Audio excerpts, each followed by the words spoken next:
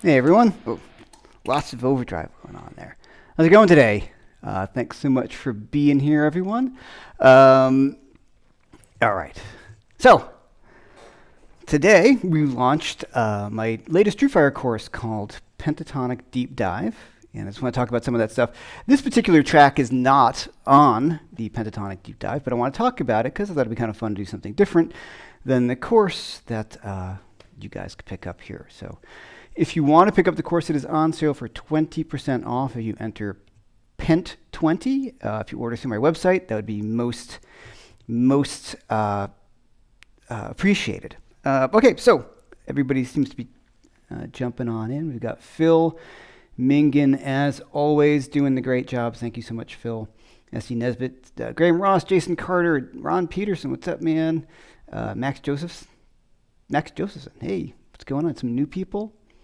All right, so let's talk a little bit about what the course is about. Now, the course came out of all these things we've been doing together. The lockdowns that started, Phil, we're almost at 50, right? It's almost the 50th lockdown with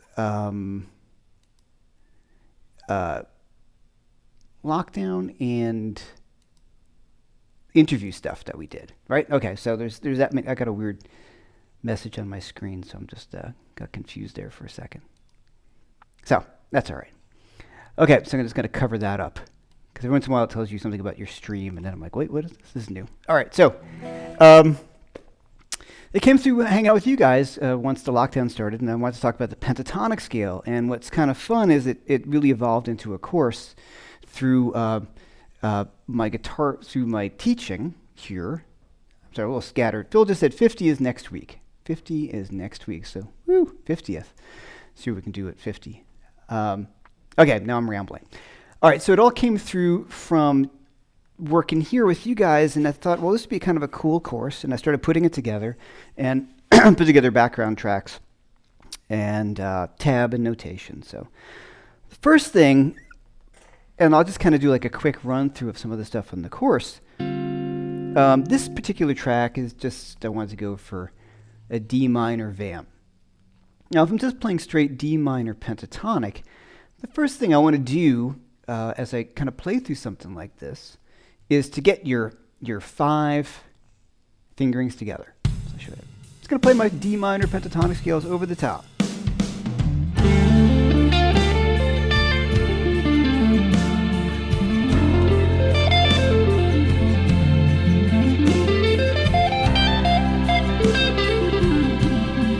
So play it nice and slow.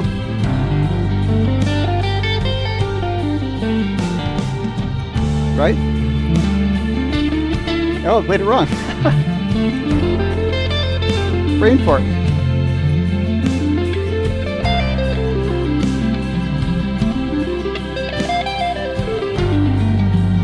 Right, so I'm just going to play the pentatonic scale over the top, and when I hit a bad note like I just did, totally jumps out as being the bad note that I hit. So when we're doing this, what is cool is if we start to think about ways to hear the scale. And if I just play the scale over the track slowly, I start to kind of integrate it into my being, right? So once again, I'm just going to play that track. I'm just going to play D minor pentatonic.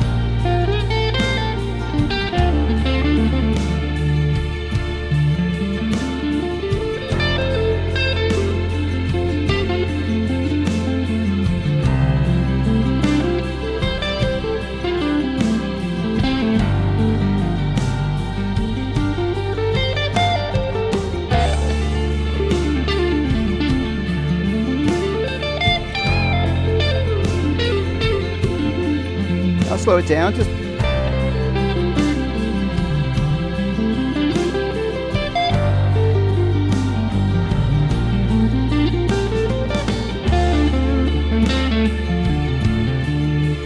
so if I just start running the scale, just do the track, I get to hear just what D minor pentatonic sounds like, and it sounds really cool.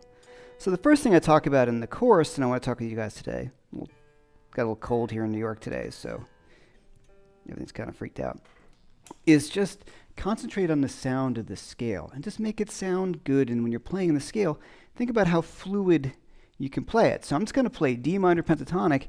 Once again, I'm just going to play hammer-ons and pull-offs, just smooth it all out.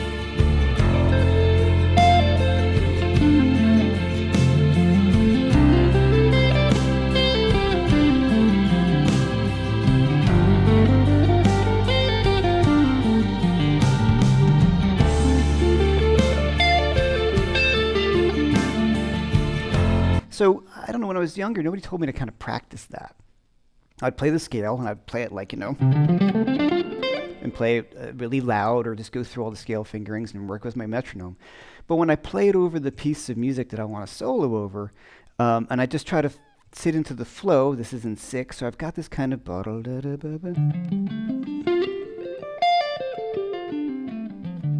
right?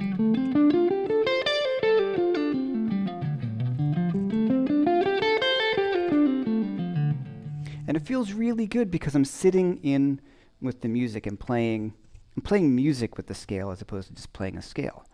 And I also start to think about the rhythmic subdivisions that can happen over this, right? So when I want to start playing some more melodically, I already have the feel of where the scale is, and then also the breakdown of some of the rhythmic ideas that I can use over it. Okay, so that's one big thing. And the next thing, too, is to think about your pentatonic scale up and down one string. So I'm thinking D minor pentatonic. I just spell D, F, G, A, C, D.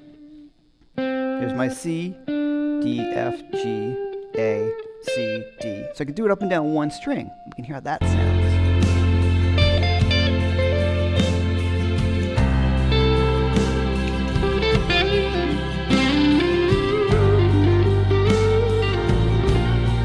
Right, all one string.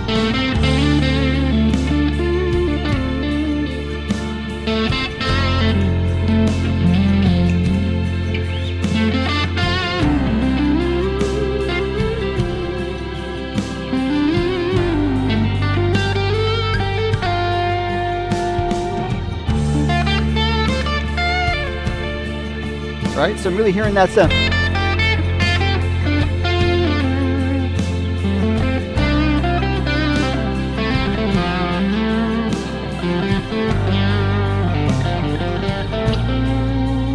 They'll play even slower, right?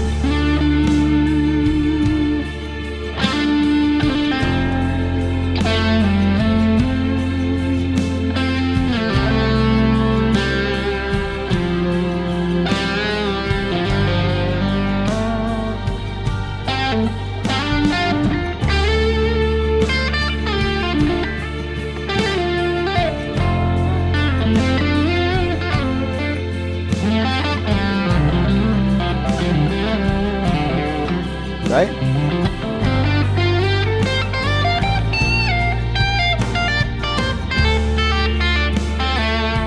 Now, I'm purposely not playing bluesy because the pentatonic scale isn't inherently a bluesy scale unless you play it in a blues or play blues licks with it. And that was a real big eye-opener for me when I started working on this kind of stuff, was just the scale can just be the scale and have a certain sound to it. So like I said, that can sound bluesy because we're used to it being bluesy. Or all those kind of licks, but if I'm just going, that to me doesn't necessarily sound bluesy. It just sounds like a pentatonic scale. So when we're going through some of the ideas, I think the biggest point of the course, and I feel like I'm trying to just a big sales pitch on the course, which I partly am, is the idea of not thinking about blues licks and thinking about your pentatonic scale up and down one string at a time first, and how you could see the scale be the notes of the scale as opposed to fingerings of a pentatonic scale, right? Because we're so used to playing, I got my box position, then going down here, I've got that, but we want to think about all those great notes in between. And if we do that on one string at a time. And the other thing that's in the course that we've already talked about here on the lockdown is the 4-note groupings. And this was the huge breakthrough for me. All right, so if I'm thinking about, I had one note per string. Ooh. I could say those notes as I play them. And then I can go to the next string, right?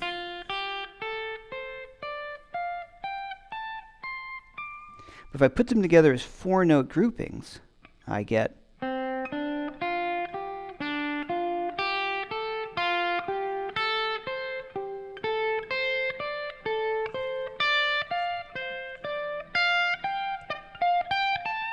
so if I just hear that, that is an awesome sound. Check it out.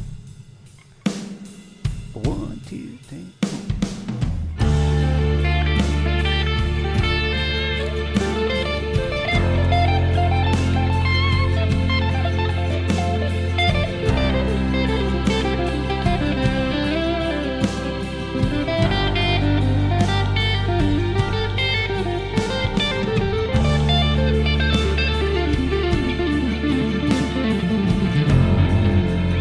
Right, so I'm just going through those 4-note groupings.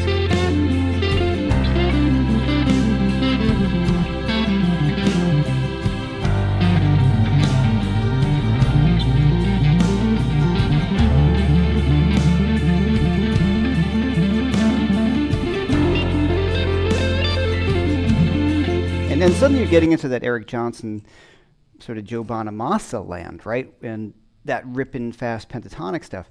And those, if you start seeing them as 4-note groupings, become much easier to navigate across the fingerboard. So once again, oh, that wasn't right. So C, D, F, G, D, F, G, A, F, G, A, C. Going to the pentatonic scale, G, A, C, D, A, C, D, F. Right? So we're going to just do that.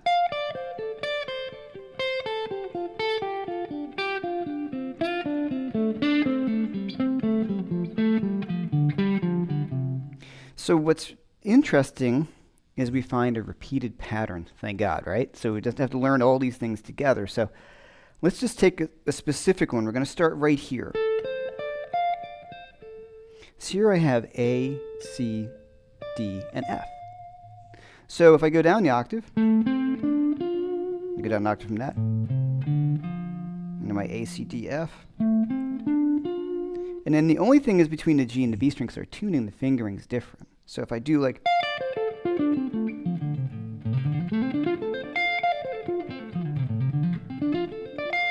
so that's kind of cool because it's the same exact fingering.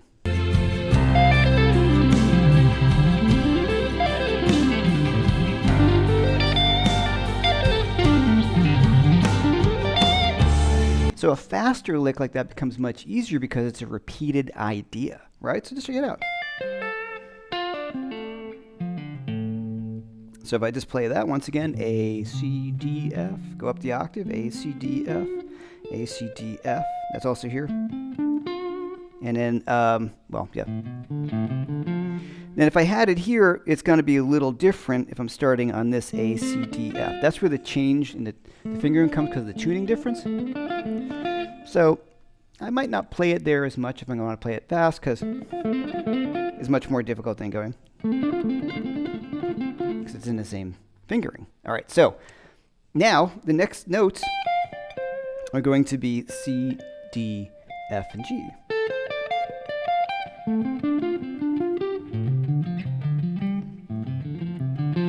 Right, it's all the same. So if I continue the pentatonic scale in the 4-note groupings, then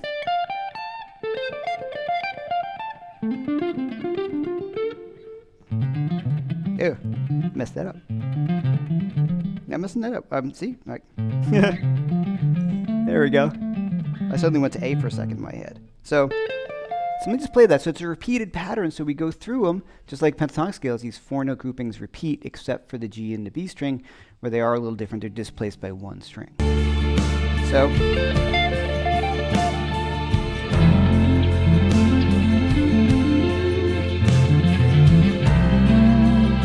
right, so it's all the same thing.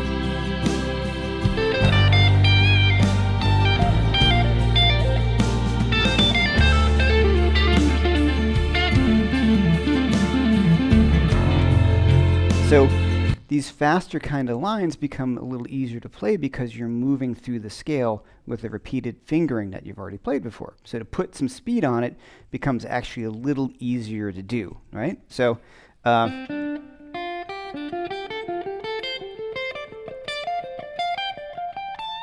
now in these Eric Johnson kind of licks, which you can find kind of everywhere, I just went down in a groups of 4, and I'm going to just change, or a group of 6, and I talk about this in the course. Let's just show you this one lick. I'm going to go down in 6 notes. 1, 2, 3, 4, 5, 6. Right? Then I go down again. 1, 2, 3, 4, 5, 6. Then 1, 2, 3, 4, 5, 6. 1, 2, 3, 4, 5, 6. That's your classic sort of Eric Johnson 6 groups.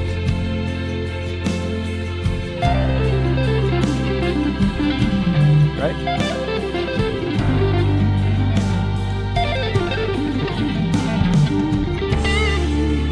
A little out of shape there on this today. Okay, so there's my 6 notes. So what I can do, I'll show you this lick in the course, but I'll show you now. I'm going down in 6. 2 groups of 6, then I'm going to go down in 4. So 1, 2, 3, 4, 5, 6. 1, 2, 3, 4, 5, 6. 1, 2, 3, 4. 1, 2, 3, 4. 1, 2, 3, 4. 1, 2, 3, 4, 5, 6. So what Eric Johnson does quite a bit is he just mixes those groups of patterns. So there's odd note groupings we can do. You can do groups of 5. You can do groups of 6, 4. Those are the most common ones that he does. And the intro to all of that stuff is going to be those 4-note groupings. I mean, I've talked about this in a number of my courses, and I talk about it on a bunch of my lessons and things like that. These 4-note groupings.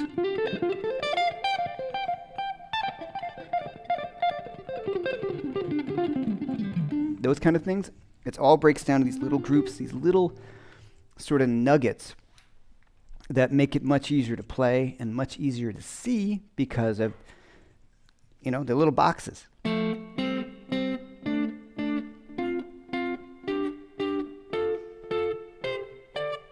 Right? So I can move those notes down.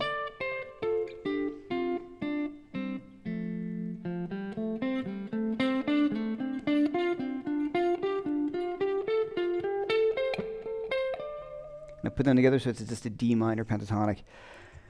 And man, that was, I hate to use a cliche, game changer for me, but that was a game changer for me because it was the first time I started to see how you can connect these ideas on the neck and start to break out of positions. And that doesn't sound like a blues scale because they're not blues licks. You're using the pentatonic scale as its own sort of thing.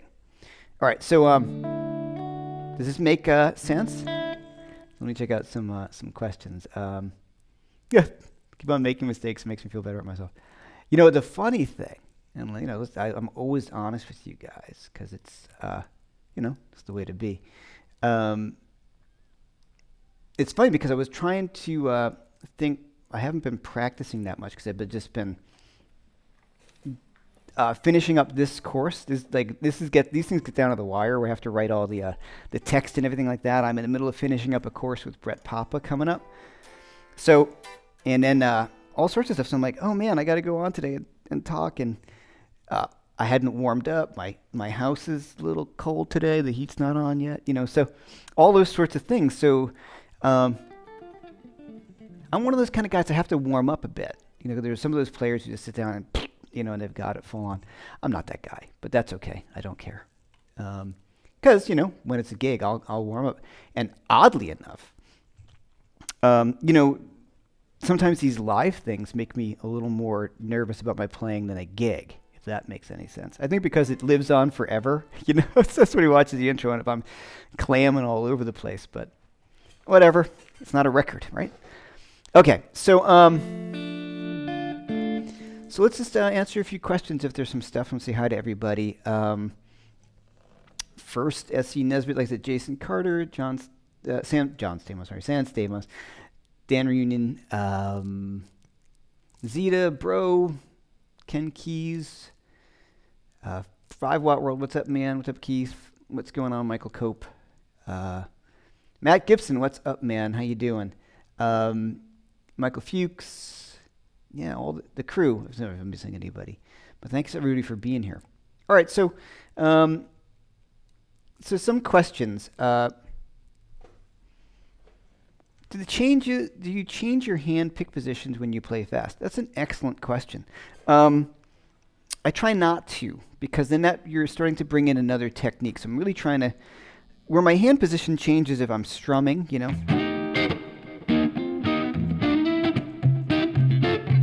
that's a bigger thing, right? But if I'm playing playing single notes, excuse me.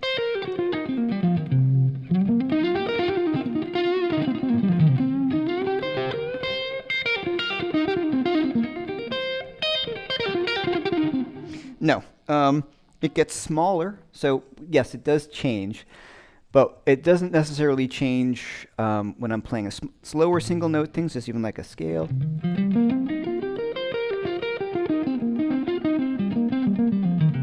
But when I am playing faster,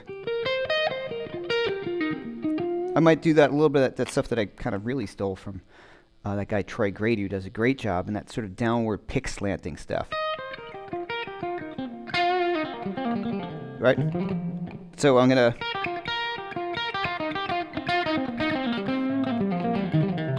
As I've said, I think his stuff is really spectacular, especially the Eric Johnson one. I mean, all of it is. But that really helped me kind of get some speed on this stuff. So definitely check his stuff out on downward pick slanting, Troy Grady. It's really great. Because I got to a point where I felt like I should be able to play this stuff faster than I was. And I'm like, God, I've been playing forever. Why can't I play that lick, those Eric Johnson licks? Because I don't want to say they're not that fast. They are fast, but they're not like Yngwie Malmsteen fast. There's something, I felt like there was something that I wasn't doing right, and it was just the angle of my pick. So just briefly what he talks about, which I thought was super, super cool. So definitely go get his stuff. Is, let me see if I can play this without screwing up today. Right? So there's like kind of those sixes. So if I used to pick it normally, like kind of a bit parallel to the strings, I always angle my pick, this way, because pick angle's big, and I'll do a whole thing on picking coming up. So if I used to do it, that used to be the way I used to do it. So I'm kind of more picking downwards, but I'm a little bit perpendicular to the string, sort of, but not this way. It's hard to explain. So I'm getting caught up in the strings if I kind of play normally, but what he said to do is you actually angle the pick, I guess, this way, so you're doing the downward thing, and it really cleans it up. Let's see if I can do it right now. I haven't been doing it, so. Right, so that kind of thing. Right? You got some like Josh Smith watching going, what are you doing? That kind of stuff, when I angle the pick, it makes it so much easier than if I'm playing. I can't do it the way if I were to normally pick. So in other words, the picking I would use for that kind of thing is different than I would use for one of those really kind of fast licks, which aren't fully happening right now. Okay, pentatonic, major scales. Yeah, there's some of that in the course, but let's just think about D minor pentatonic is also the same as F major pentatonic. So any concept that I'm doing with the D minor pentatonic scale or an A minor in the course or G major, there's some G major in the course. All the concepts hold exactly true. If I'm going to play major pentatonic, work them out one note per string and work on the four note groupings, and any of those connecting ideas are still going to be the exact same thing.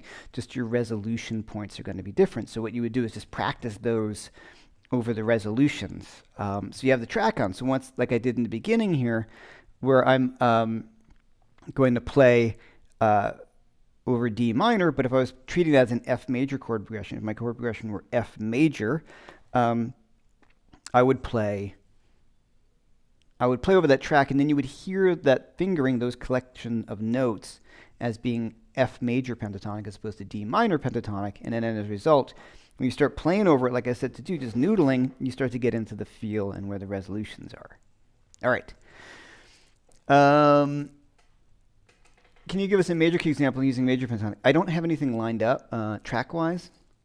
I have to go start searching through tracks, but let me see what I can work out. Are you economy or alternate picking? Oh, that's an excellent question. This is from Sam. Ken, I'm not blowing over your track with a major pentatonic. It would be the same. Like I said, it's got to look through my tracks. I just had this one up. Okay, are you economy or alternate picking? And the answer to that would be Yes. I'm a big economy picker. So if I'm playing just a pentatonic scale, or no, a major scale, because it's 3 notes per string. Say if I do a 3 note per string major scale, I do that. So I'm doing like down, up, up. So down, up, up. No, what am I doing? I started an up. Up, down. What am I doing today? So anytime I'm changing pick direction, I use a downstroke. There we go. Down, up, down, down, up, down, down, up, down, down, up, down. So, and I use that a lot. So, as opposed to alternate picking a lot, which I can't do anymore because I spent so much time working on economy picking. Now, when I use economy picking, I try not to think about it as like sweep picking, which it is. But sweep picking implies, the notes are. Boy, I'm terrible today. Right, I'm thinking like D minor arpeggio, or fast arpeggios. But I'm thinking just cutting across 2 strings in one direction. So let's just say if you're going to pluck a D minor chord, you probably wouldn't go down, up, down, up. You would just go down, down, down, up. Okay, so a great way to work on some of the economy as I think about it now is say like it's a repeated lick, like, the Skinner lick. So I'm going to bend this, this G. I have my D, C pull off to the A. Just the D minor blues lick. Now, this was one of the big breakthroughs for me for that was when I'm going to go down, up, pull off. So I'm going to go down, up, pull off, down, up, pull off. As opposed to, I used to, trying to alternate pick that, and I can't do it. It just sounds terrible. And I would think, say like the guys in Skinner were great guitar players, but they weren't, super, super chopsy great. They were killers. So I'm thinking like, well, if they can do it, why can't I get that sound working? It doesn't make any sense. So what I came up with, or came to the realization after watching them, that it's economy picked. So it's like a down, up, pull off.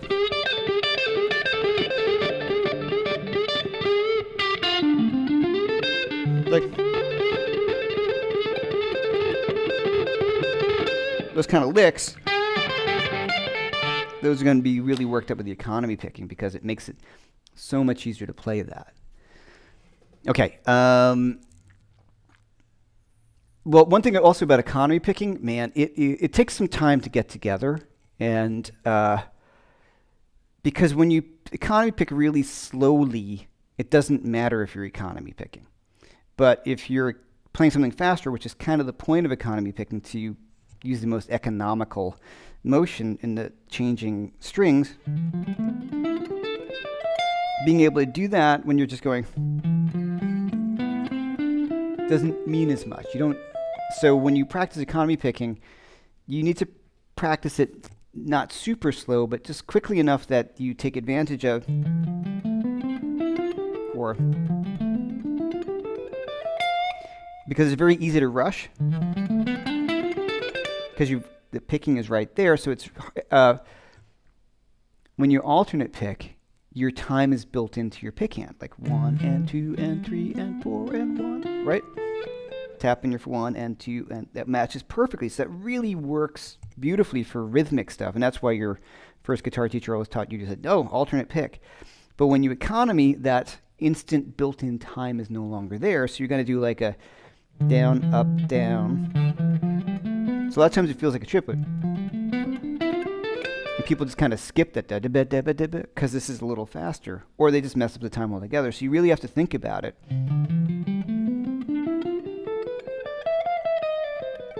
Now what I do there, that's something I learned from Frank Gambale, which is really cool as I started getting into this economy picking, is that if it's all mathematics, guys, and that was the craziest thing. It's all math. So if I'm going up the scale, it works. I'm just going to play a 3-note per string C major scale. This has nothing to do with my pentatonic course, but whatever.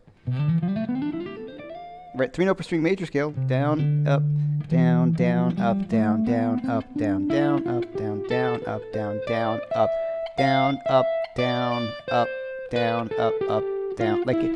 That turnaround didn't work because I had those 3 notes per string, which actually works, but when I did the turnaround, it actually makes it 2 notes and it turns the picking around. So there's 2 things you can do.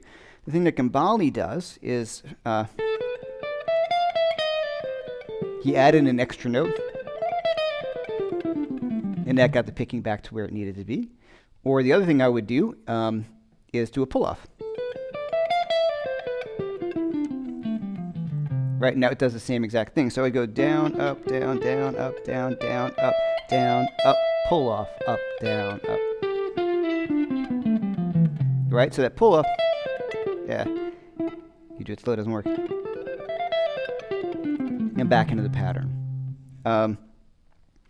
We could do a whole thing on economy picking, but my economy picking, I'm not like Gambale where I've worked out everything with economy picking. I've just worked it into my guitar playing because my chops weren't that great. Like alternate picking, I was having a lot of problems getting to where I wanted to be.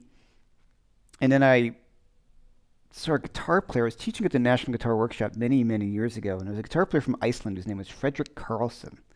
And he economy picked. And I remember just watching him up close going, that's what I need to do. Like, that's the problem. And then other guitar players, and you watch, I find a lot of jazz guitar players lean towards economy picking themselves, more so than growing up metal guys, because you kind of feel like everything's got to be alternate picked. And the other little secret I'll let you in on is most everybody that plays really fast, we might think that they're alternate picking everything, or they're picking everything, and usually they're not. Lots of strategically placed hammer-ons and pull-offs really make things better. Somebody just put that. Strategic hammer-ons and pull-offs are good. Right. Yes, that's SRH music. That's hysterical. My eye caught strategic. That is the key, guys. And also, another thing, when you're just playing guitar, you're just noodling, just make it easy on yourselves. Like when I was starting off early, when I was playing, I was just adding in hammer-ons and pull-offs because they sound really good. If I wanted to play over this track, and I'm picking, but, right? Half it.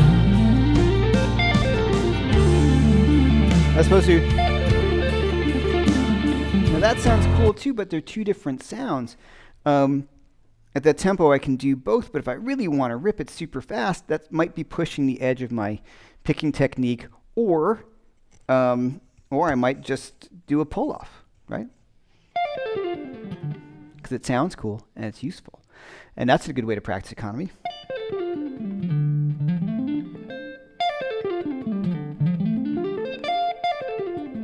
I'm just doing one pick. Up, down, up, down.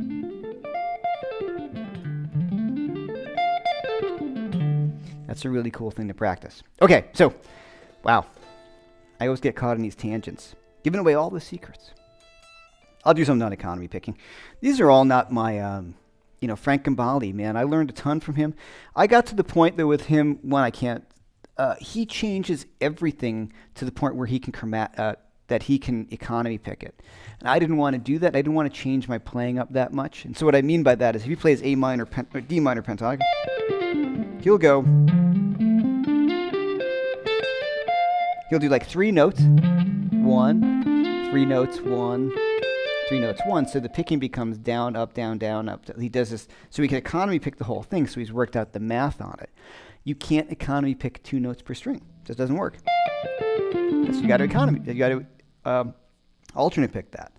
And that's where that Troy Grady thing was helpful to me, where I angled it. Now, the most difficult thing to do is to just go straight down a scale. But, that's hard because you're moving so much. But if you work out a pattern, like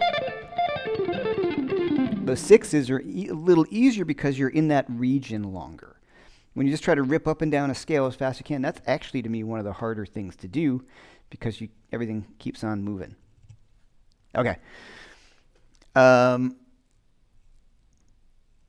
go back here. Are you targeting specific chord tones on beats? This is David Holmes. Absolutely. I'm going to go back to some of the questions I think I missed there. Yeah. I'm always thinking about the chord tones. When I was noodling over this one, I was just kind of using pentatonic. Now, some of the notes of this chord progression. Right. A D minor, F, C, G minor. Some of those notes are not in the D minor pentatonic scale, so I couldn't target all of them, but I will always be thinking about a chord tone when I'm on it. So if I'm thinking that, like,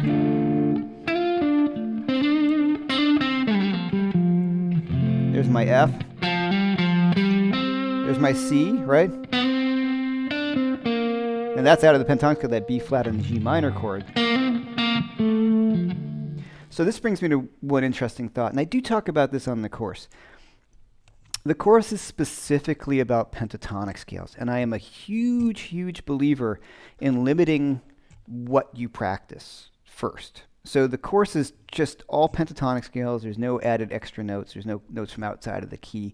When I started playing in the beginning of this song, it can be a little difficult because I wouldn't just play straight pentatonic over this, because I feel like you're missing a lot of, you're missing a lot of great sounds and a lot of great notes. So I wouldn't do that. I would always be thinking about chord tones and how I want to resolve this. And all my other True Fire chords is I've got the chord tone soloing the changes, and I think my favorite of the bunch on all those is going to be Solo Explorer, which you could get on my website, which I talk about nailing the chord changes, things based upon pentatonic scales, adding in notes to your pentatonic scales. But then I realized that a lot of that was still from a very blues-oriented background or approach. And so with this course, I wanted to go into things that were not particularly bluesy sounding, and a bunch of the jams are a bit more fusion-y. There's no blues on the course because I've done a lot of that, and I wanted to get away from that idea. So back to my point, when you look through the course, if you pick it up, it's all pentatonic, and I stay in the course too that I'm not really always going to solo that way. It can sound really cool, but pentatonic to me is an option and a sound. And I base everything, it's like the main sound I go for being a rock guitar player. Everything is pentatonic based. But, so you really want to really get down as many different things that you can find from a pentatonic scale. And I run through, there's voicings that are contained in a pentatonic scale that you can use that are really great, these kind of cool. All I'm doing is taking one note of the scale, making a shape, and then moving each note of this chord up to the next note available on the same scale. Nothing crazy going on here. I'm just harmonizing a pentatonic scale. But like I said, if I'm going on this chord progression, I'm missing that F. No, I'm sorry. Here's my D minor, right? You're playing F major triad. Now, that's not in those great notes. B flat is not in D minor. Now I'm going to hit that F. Now.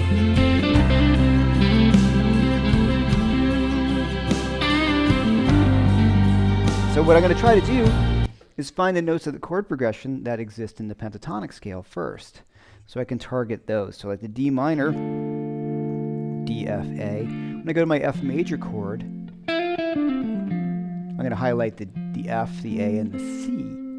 When I go to that C major chord, I just have the G and the C. When I go to the G minor chord, I have the G from the pentatonic scale, the D, and the G, but I don't have the B flat. So I'm missing a note that I can freely add in, but within the pentatonic scale, I'm still going to find the sweet note, right?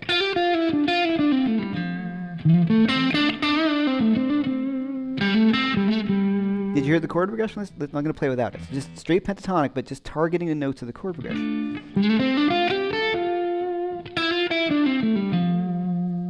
Right, now I'm going to do my C chord and my G chord. Then the D D minor chord, the F, my C chord, sorry, then to my G minor. Now if I add in the notes that are outside of the pentatonic scale, so D minor, my F major, they're both in there. Now my C, I want to get that E. Now my G minor chord's going to have that B flat.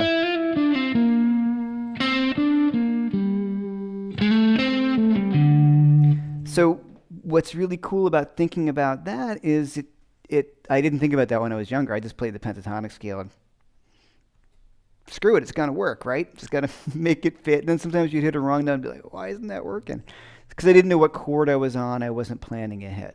So, like I said, though, with the course, it's just all straight pentatonic, and that was the point, to just kind of really dive into all the things that you can do with the pentatonic scale.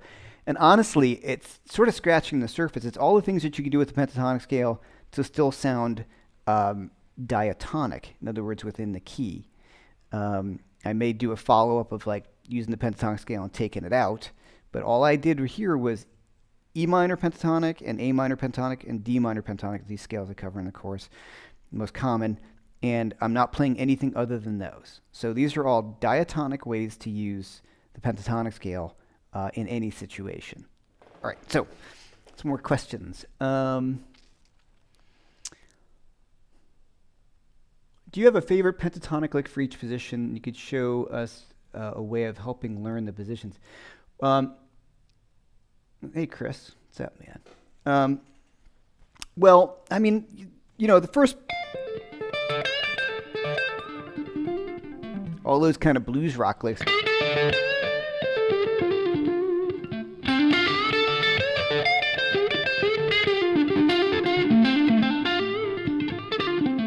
That's, you know, all the blues licks. And then I want to try to find, you know, the next position. I'm going to call the Albert King. And then over here, there's some of those that are a little more difficult.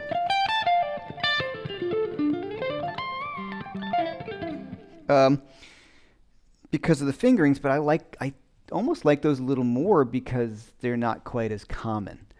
So Chris, to answer your question, man, you got to just spend some time in each position and work some stuff out. Because it's all the same notes. Yeah, so, right, so where's my note here? G.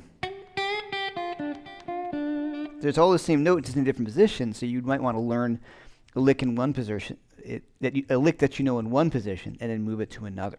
That's what I would recommend. The new course have relative major and minor. Yeah, there's one major track in it where I play chords using the major scales, the major pentatonic. Would you recommend? This is from Jordan Taylor. Would you recommend going back and learning economy picking if you have never learned it? There is a point in time where your economy picking stinks and your alternate picking stinks, because you haven't built up the economy to the point where you'd want it, and then you've let your alternate picking maybe slip. So there was a painful period in time there where I was like, oh man, this is kind of embarrassing. I can't do both really well anymore. It comes down to answer this, certain things you just economy pick anyway, like those kind of repeated pentatonic licks. That's really important. I think that's the best way to get those together. But I think if you want to play fast, that's really what it comes down to. You know, someone like Mike Stern, the jazz guitar player, is amazing technique. He alternate picks everything. So there you go. I mean, other people can do it. I just couldn't do it. So I decided to lean towards economy because it made sense for me. And it was really just so I could play faster. So that would be my main answer. If I play slowly, I might just do all down picks or all up picks because I like the sound of them. So it really comes down to how fast you want to play and how much dedication and time you have to work through it. I was lucky enough to do it when I had a lot less responsibilities in my early 20s than I do now. I skipped over a question, the thickness of the pick, and okay. So this I'm using the pointy part of my Jazz 3. It's actually a Black Ice 1.5 millimeter by Diodario, my favorite pick in a long time. And I'm using the pointy part for the fast stuff. Right?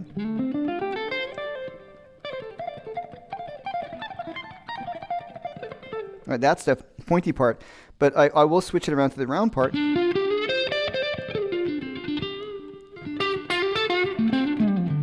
For the more slower stuff that I want to get a little bit more of a rounder tone. So I will move it around a lot.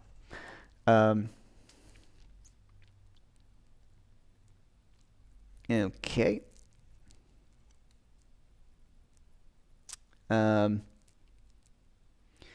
What are my favorite positions out of the pentatonic scale? Well, the first one, the main one. That one, that's the main one. I mean, everybody goes to that. I like all of them. They all have different things because the fingering's different. So I think each licks exist in each position or new ideas. My last class on Dorian was enlightening by adding enlightening. Okay, in the course, I'd show you how to play over D Dorian jam using 3 minor pentatonic scales. So that's pretty cool. So that's another pretty deep section of the course. By mixing multiple pentatonic scales that are all diatonic, you can come up with a mode. So it makes me think about things differently. So that's something that's fun that's in the course, which I don't have time to get into now, but it's in the course. And also just let you guys know, when you pick up a course at through my website, I see that right away. It's a great way of supporting me if you like what I'm doing, and then you're getting a lot of stuff out of it. I think there's a lot of information in the course. I think you guys will dig it.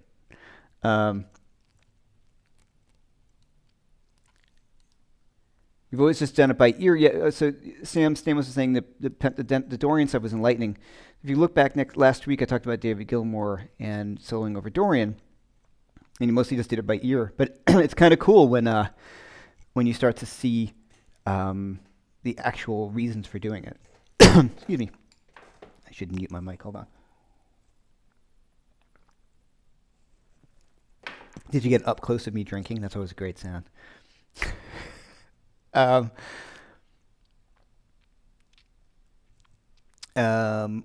What skill level player should I be tackling this course? An early intermediate attempt or wait? It's by Ron Peterson. That's a really tough one. The intro, it gets kind of deep kind of quick.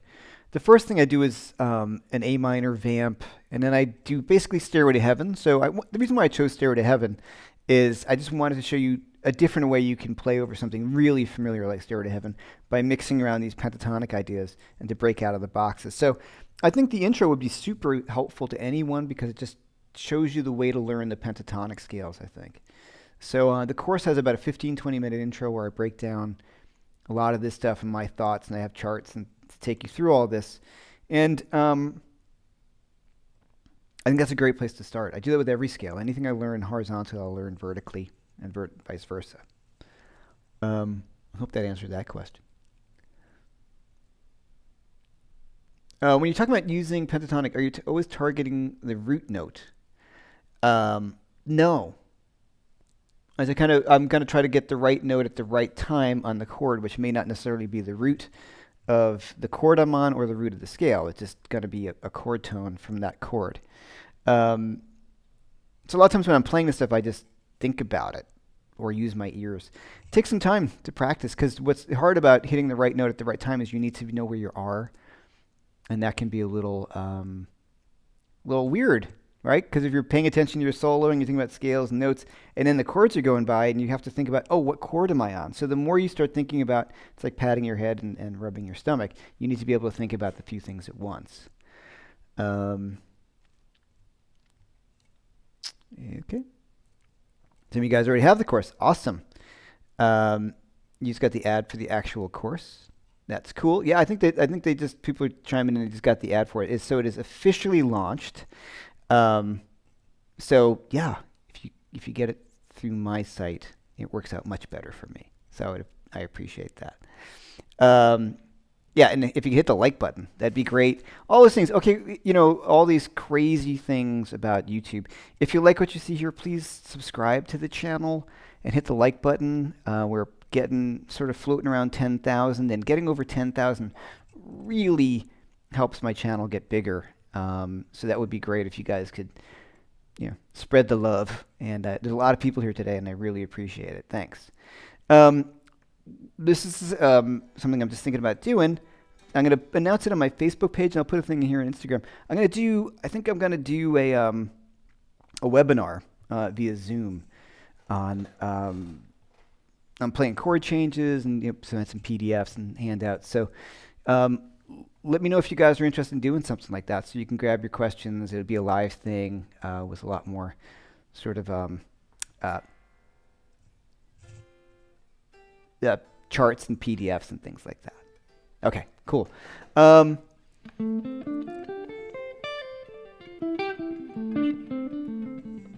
the main thing, before we kind of go soon, which is almost like an hour, I appreciate that, is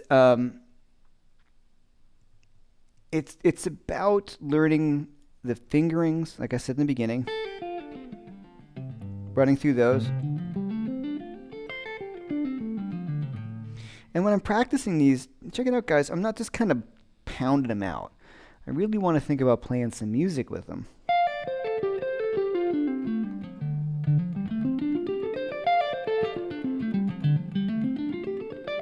I'm alternate picking that, but I'm not going. Right, I'm kind of. Right, I'm going to go through that way. Oh, some guys are up on a Zoom webinar. That'd be great. It'd be a little paid thing, so, helps me continue to do these things. I'm thinking about doing it a week from Saturday. So that would be, the 20... I'll tell you the date that I'm thinking about doing it. I'll post it, but I think it'd be kind of fun. Let's try a new thing. That would be the Saturday the 24th. So, like 1 p.m. Eastern time. That'd be kind of fun. Okay, so as I go through the pentatonic, as I was saying, I'm thinking about music.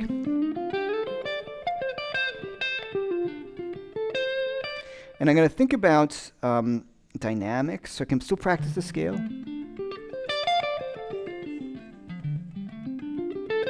I'm just playing a pentatonic scale, and it just sounds good,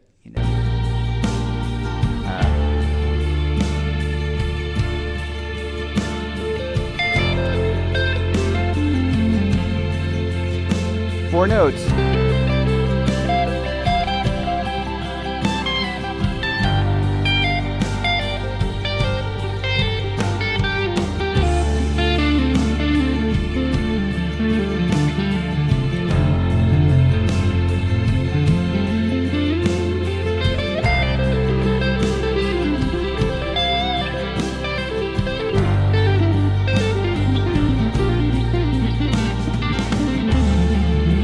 That's kind of going through.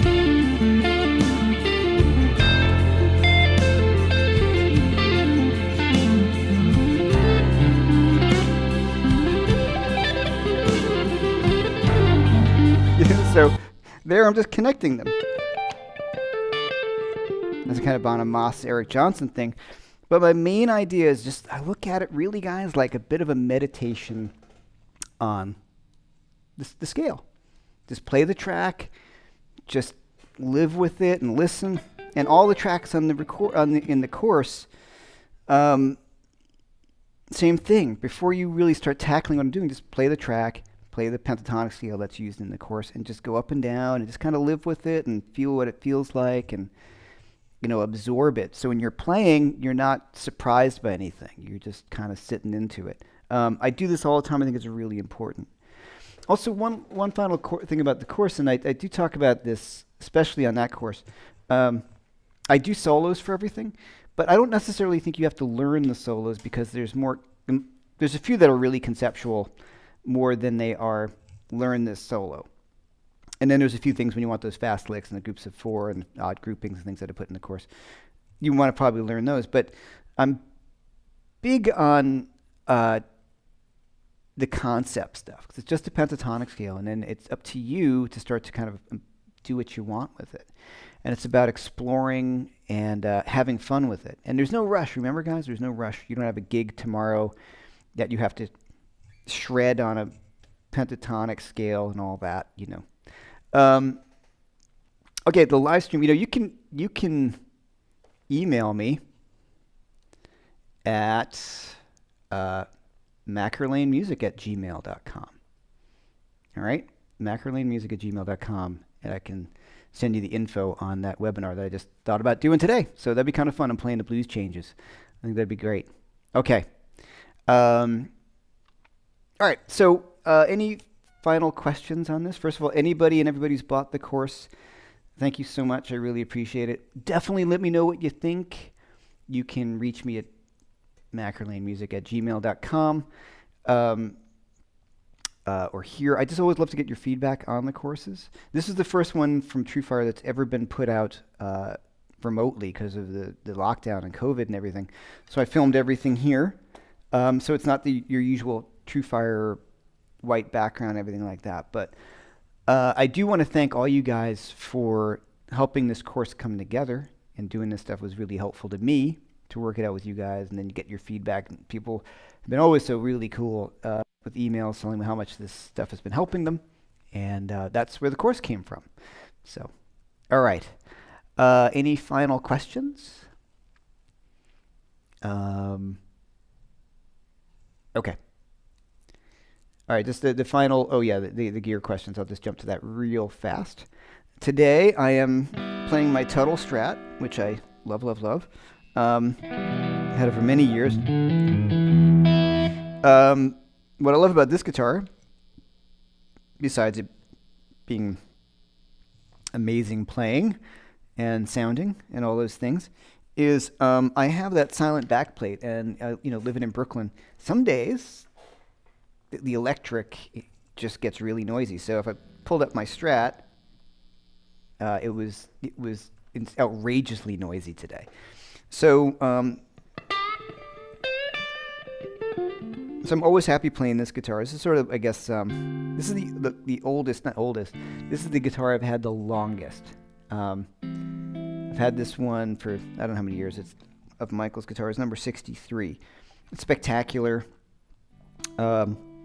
Never goes out of tune. I do have locking tuners, but they're Kluson looking. They're like their old Fender looking. This one's got a Callahan bridge before Michael started making his own bridges. These are throwback pickups. The 64, and I have the 64 throwback pickups, and this is my silent back plate. I am running through the aux today. Am I leaning the right way? I can't tell. No, I'm leaning the wrong way. I'll look at the camera. This is the aux, and I am using the True Rock on a clean sound. The reason why I went for the clean sound, because I was doing a bit moody. I had the delay pedal on. So that's a clean sound. Sorry. And I am using my Schenck's overdrive, the Venmo.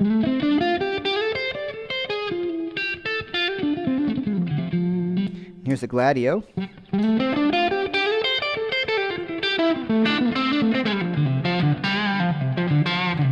And then here's the Vemram, and then what I would occasionally do is throw my Klon, the KTR in front of it.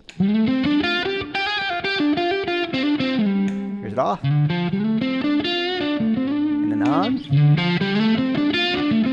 So I'm just getting more.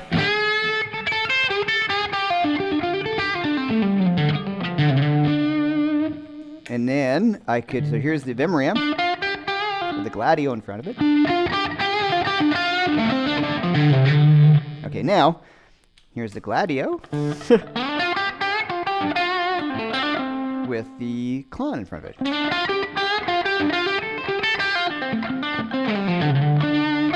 So they're all cool combos depending on what I wanted, the sound I want to get at what given time.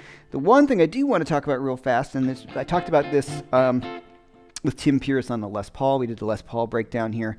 And then Matt Schofield, when he was on, we talked about the same thing. So if you listen, here's my neck pickup. I kind of dial the pedal in for the neck. And when I go to my bridge pickup, I have the tone rolled off a bit. So I kind of dial that back.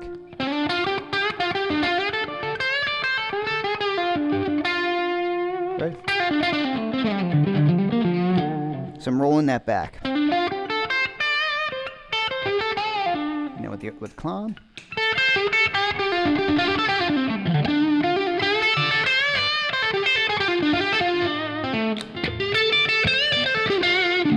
So sometimes I'm dialing those so they can kind of,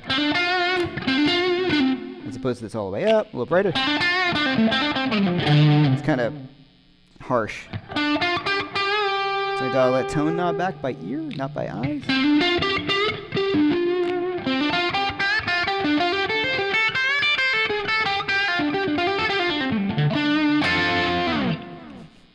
Right.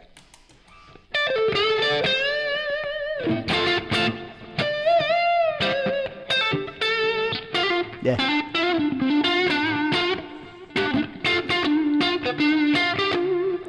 So, yeah. That's all pentatonic. All right, everyone. So, once again, I appreciate everybody being here every week. I will be here next Wednesday at 4 p.m., as always, with Phil Mingan. Thank you so much, Phil, for everything. Yes, that is Evel Knievel. Thank you. Yes. Let's see Evel up close. My favorite toy as a kid. And so today he's doing a handstand. Somebody pointed out, I think it was Graham, that he looked like he had crash landed last weekend, last week. And then I'll get you guys information on the webinar. Let's just do it. Let's do a webinar on Saturday, the 20. I gotta look at this again because I'm an idiot. The 24th at 1 p.m. New York City time, Eastern time, and then I don't know, charge for it, but I'll give you materials as well and everything like that. And like I said, if you love this, that's a great way to help me out to continue doing these things. And thanks to everybody who picked up the course. Next Wednesday is Brooklyn Broadcast number 50, so maybe we think of something fun to do. So thanks to everybody being here. Jeff-McErlain.com. You can pick up the course there, save 20%. And you guys are the best. Thank you once again. And I always say this, and I'll say it every week. I really appreciate everyone who comes here. It means a great deal to me. I look forward to it every week. It's a ton of fun. It's really kind of kept me going in a positive way through this really crappy point in world history. So thanks to everybody. Thanks for being here. And I will see you all next week. Thanks.